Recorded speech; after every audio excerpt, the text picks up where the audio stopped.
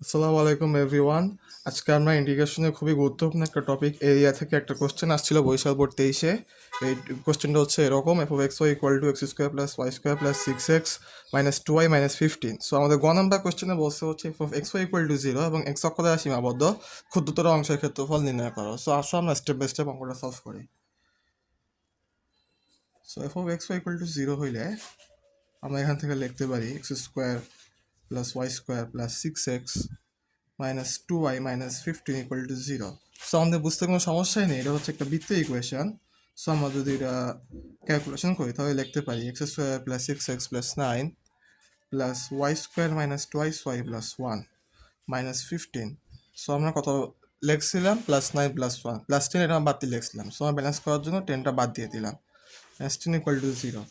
So এখান থেকে আমরা ফর্মুলা অ্যাপ্লাই করে লিখতে পারি এক্স প্লাস 3 হোল স্কোয়ার, আর এখান থেকে লেখা যায় plus y minus 1 whole square equal to হচ্ছে 25 হচ্ছে 5 স্কোয়ার, সবাই বুঝতেই পারছো আশা করি। সো এটা একটা কি, একটা বৃত্ত ইকুয়েশন। বৃত্তে হচ্ছে কেন্দ্র হচ্ছে -3,1 আর ব্যাসার্ধ হচ্ছে 5। সো আসো বৃত্তটা আমরা আঁকাই।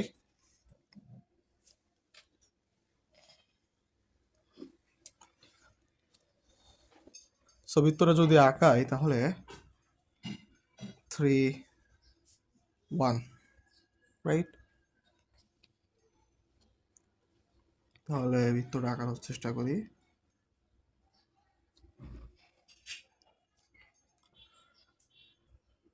সো বৃত্তটা আমরা আঁকায় ফেলছি। সো দেখতেই পারতেছো কলম দিয়ে আঁকানোর কারণে আমারটা উপবৃত্তের মতো হয়েছে, কিন্তু এটা আসলে বৃত্তই হবে। তোমরা অবশ্যই পেন্সিল কম্পাস দিয়ে সুন্দর করে পরীক্ষার খাতায় আঁকানো ট্রাই করবে। আমার মতো কলম দিয়ে আঁকালে কিন্তু মার্ক পাবে না। সো আচ্ছা, যাই হোক, কোনো সমস্যা নেই, আমরা হচ্ছে আঁকায় ফেলছি এটা। সো এটা বেসিক্যালি দুইটা পয়েন্টে ছেদ করে, এত কমা 0, এত কমা 0। সো আসো এটা আমরা বুঝটা বের করি। সো বুঝ বের করার জন্য আমরা কি করবো? ওয়াই ইকুয়াল টু 0 হবে, রাইট? আচ্ছা, 1 নম্বর থেকে কি লেখা যাবে? যদি 0 হয় তাহলে আমরা লিখতে পারি x square plus 6x minus 15। So 2 নম্বর দাও ইকুয়াল টু 0।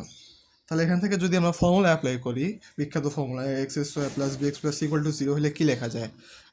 তাহলে লেখা যায় x equal to minus b plus minus root over b square minus 4ac divided by twice a. So আমরা এই ফর্মুলাটি সরাসরি অ্যাপ্লাই করবো। তাহলে লেখা যায় 2 minus 6 plus minus root over b square, 6 square কত হচ্ছে 36 মাইনাস 4ac এ কত 1, আর সি হচ্ছে মাইনাস 15। তাহলে এখান থেকে আমরা লিখতে পারি -6 plus minus root over 96 divided by 2 -6 plus minus root over, তাহলে লেখা যায় 4√6 ডিভাইডেড বাই 2। সো লাস্ট পর্যন্ত আমরা যেটা লিখতে পারি হচ্ছে -3 প্লাস মাইনাস 2√6। তাহলে আমাদের দুইটা স্থানাঙ্ক আসলো এক্স এক্সিসকে ছেদকারী। তাহলে একটা স্থানাঙ্ক হচ্ছে -3 প্লাস 2√6 ইকুয়াল টু 0, আর একটা হচ্ছে -3 মাইনাস 2√6 ইকুয়াল টু 0। সো আসো আমরা লিখে ফেলি এটা।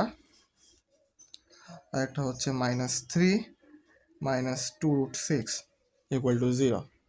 আচ্ছা, তাহলে আমাদের এ পর্যন্ত আমরা করলাম। সো আসো আমরা একটু আগাই। এখন দেখো, আমরা যে 2 নম্বর ইকুয়েশনটি দিয়ে রাখছিলাম, এখান থেকে যদি আমরা আরও ক্যালকুলেশন করি তাহলে লেখা যায় Y minus 1 whole square equal to 25 minus x plus 3 whole square. আর যদি আমরা রুট করি তাহলে লিখতে পাই Y minus 1 equal to plus minus root over 25 minus x plus 3 whole square. So আমাদের একটা জিনিস অবশ্যই মাথায় রাখতে হবে, যদি এক্স অ্যাক্সিসের সাপেক্ষে এরিয়া বের করতে দেওয়া হয় আর এবং এই কার্ভটা যদি ওয়াই অ্যাক্সিসের উপরের দিকে থাকে বা পজিটিভ ওয়াই অ্যাক্সিসের দিকে থাকে, তাহলে এটা এরিয়াটা ইন্টিগ্রালটা কার্ভটা হবে পজিটিভ, আর যদি নিচের দিকে থাকে তাহলে এটা হচ্ছে নেগেটিভ। সো দেখো আমাদের কোয়েশ্চেনে কি বলছে, কোয়েশ্চেনটা আবার একটু দেখো। আমাদের কোয়েশ্চেনে বলছে এক্স অক্ষ দ্বারা সীমাবদ্ধ ক্ষুদ্রতর অংশের ক্ষেত্রফল নির্ণয় করো। সো দেখো কার্ভের দিকে তাকাও, ক্ষুদ্রতর অংশ কোনটা? এই যে এই পার্টটা, এটা হচ্ছে এক্স অ্যাক্সিসের নিচের দিকে অবস্থিত, তাই না? তাহলে আমরা কি বলতে পারি? তাহলে কি আমরা বলতে পারি না কার্ভটা হচ্ছে নেগেটিভ হবে?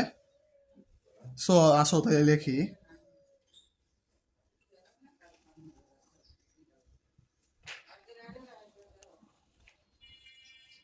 অংশ এক্স অক্ষের নিচে। তাহলে আমরা লিখতে পারি y minus 1 equal to 5 square minus x plus 3 whole square. So যদি সাইড চেঞ্জ করি তাহলে লেখা যায় y equal to 1 minus 5 square minus x plus 3 whole square. So আমাদের হচ্ছে আপার লিমিট কত হবে? আমাদের আপার লিমিট হচ্ছে -3 প্লাস 2√6 আর লোয়ার লিমিট হচ্ছে -3 মাইনাস 2√6। সো এখান থেকে আমরা লিখতে পারি 1 minus root over 5 square minus x plus 3 whole square dx. So 1 এর ইন্টিগ্রেশন কত হচ্ছে এক্স, তাই এই জন্য আপার লিমিট কত হচ্ছে -3 প্লাস 2√6 আর লোয়ার লিমিট কত হচ্ছে -3 মাইনাস 2√6। সো আমরা এই রুটওয়ালা ফাংশনটার দিকে তাকাই। সো এখান থেকে আমরা লিখতে পারি না যে ধরি এক্স প্লাস 3 ইকুয়াল টু এখানে কত 5 স্কোয়ারে আছে, তাহলে আমরা কি ধরতে পাই 5 সাইন এক্স, রাইট? আর 5 সাইন থিটা। তাহলে আমরা যদি ফার্দার ক্যালকুলেশন করি তাহলে কি লেখা যায় ডিএক্স সমান সমান 5 cos theta D theta, right? So আমাদের যেহেতু আমরা অন্য একটা ফাংশন ধরছি, অন্য একটা চলক ধরছি, সো আমাদের অবশ্যই আপার লিমিট লোয়ার লিমিট এটাও চেঞ্জ হবে। সো আসো আমরা এটা আরেকটা আপার লিমিট বের করি, নিউ আপার লিমিট। সো এক্স এর একটা মান আমরা বসাবো, এখান থেকে থিটার একটা মান পাবো। তাহলে এক্স এর মান কত হচ্ছে -3 প্লাস 2√6। তোমরা যদি ক্যালকুলেশন করে দেখো তাহলে পাবা আপার লিমিট সাইন ইনভার্স 2√6/5। আর আমাদের লোয়ার লিমিট কত ছিল -3 মাইনাস 2√6। যদি ক্যালকুলেশন করে দেখো তাহলে এখান থেকে পাবা মাইনাস সাইন ইনভার্স 2√6/5। সো আমাদের এটা আসলো, রাইট? সো আসো আমরা আবার আপার লিমিটটা বসাই দিই, নিউ আপার লিমিট নিউ লোয়ার লিমিট। তাহলে কি লেখা যায় sign inverse 2√6/5 minus sine inverse 2√6/5। এখান থেকে আমরা লিখতে পারি 5 স্কোয়ারটা কমন যায় আমাদের, তাহলে লেখা যায় 1 মাইনাস সাইন স্কোয়ার থিটা। আর ডিএক্স এর পরিবর্তে কি লিখছিলাম 5 cos theta D theta, right? তাহলে এটা আমরা লিখলাম 5 cos theta D theta. So এখান থেকে আমার এ পর্যন্ত আমাদের আসলো। সো আরও অগ্রসর হয়ে আসো। সো এক্সের জন্য আপার লিমিট লোয়ার লিমিট যদি বসাই তাহলে আমরা লিখতে পারি -3 প্লাস 2√6 আর প্লাস 3 প্লাস 2√6। সো ওটা যদি আমরা ক্যালকুলেশন আরও কন্টিনিউ করি তাহলে আমরা পাবো 25 integration sign inverse 2√6/5 minus sine inverse 2√6/5। এখান থেকে আমরা পাইতে পারি cos square theta D theta. So আমাদের একটা খুবই পরিচিত একটা সূত্রের মতো আসতেছে না যে 2 কজ স্কোয়ার থিটা বা তার কাছাকাছি। সো আসো আমরা 2 কজ স্কোয়ার থিটাটাই নিয়ে আসছি। তাহলে কি হচ্ছে 25/2 into 2 cos square theta D theta. So আমাদের যেটা আসলো 4√6 আমাদের পেয়ে গেছে, সমস্যা নাই। এখান থেকে আমরা আরও ক্যালকুলেশন করে লিখতে পাই 25/2 integration sign inverse 2/6/5 minus sine inverse 2/6/5। এখান থেকে আমার লেখা যায় 1 plus cos 2 theta D theta. So আসো আমরা এরপরে ইন্টিগ্রেশন করে আপার লিমিট লোয়ার লিমিট বসায় দিচ্ছি।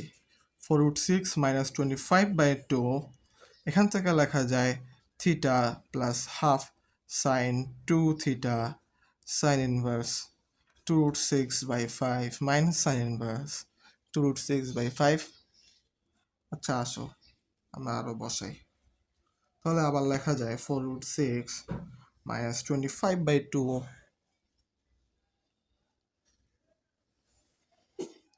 আমরা একটু ক্যালকুলেশন করতে পারি। হাফ সাইন 2 থিটাকে লেখা যায় half into 2 sine theta cos theta sine inverse 2√6/5 minus sine inverse 2√6/5। So half আর 2 হচ্ছে গন।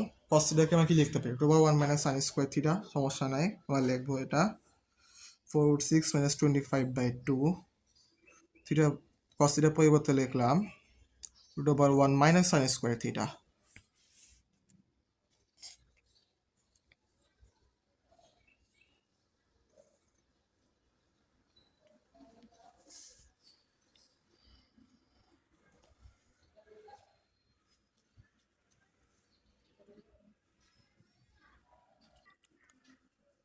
সো আসো আমরা আবার ক্যালকুলেশনটা কন্টিনিউ করি।